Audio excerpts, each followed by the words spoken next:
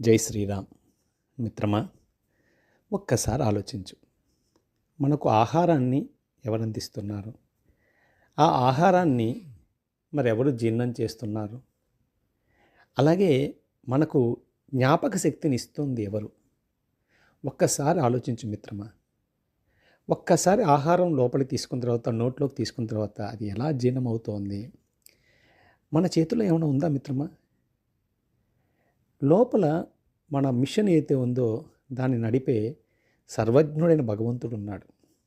శ్రీమద్ భగవద్గీతలో పురుషోత్తమ ప్రాప్తి యోగంలో గామా విస్యజ భూతాని ధారేయామ్యహమోజస పుష్ణామి చౌషధీ సర్వ సోమో భూత్వ రసాత్మక అన్నాడు. అంటే నేనే ఆహార రూపంలో, అంటే భూమిలో వరి రూపంలో నేనే వస్తున్నాను అన్నాడు. అహం వైశ్వనరో భూత్వ ప్రాణినాం దేహమాశ్రిత ప్రాణాపాన సమాయుక్త పచామ్యన్యం చతుర్విధం. ఆ ఆహారాన్ని నేనే జీర్ణం చేస్తున్నాను లోపల అన్నాడు.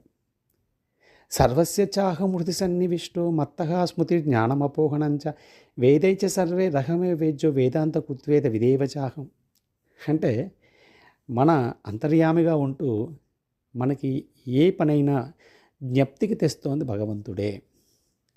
మరి అటువంటి భగవంతుణ్ణి మన జ్ఞప్తికి తెచ్చుకుంటున్నామా లేదా ఒకసారి ఆలోచిద్దాం మిత్రమా.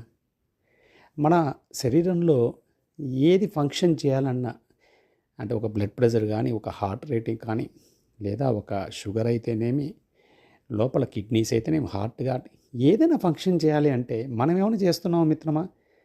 భగవంతుడు ఈశ్వరః సర్వభూతానాం ఉద్దేశేజ్న తిష్టతి బ్రాహ్మయాన్ సర్వభూతాన్ని యంత్రారూఢాని మాయయ్య. ఆయనే తిప్పుతున్నాడు అంతా కూడా లోపల. మరి కనీసం రోజులో ఒక్క నిమిషం అన్నా అలా కూర్చొని భగవంతుని కృతజ్ఞత చెబితే, మనం చిన్న చిన్న పని చేస్తేనే ఎదుటివాడి నుంచి మనం ఒక థ్యాంక్స్ అనేది కోరుకుంటాం కదా. మరి మొత్తం మన శరీరాన్ని మొత్తం, మన ఇన్స్ట్రుమెంట్, ఈ పరికరాన్ని మొత్తం నడుపుతున్నవాడు ఆ భగవంతుడు కదా.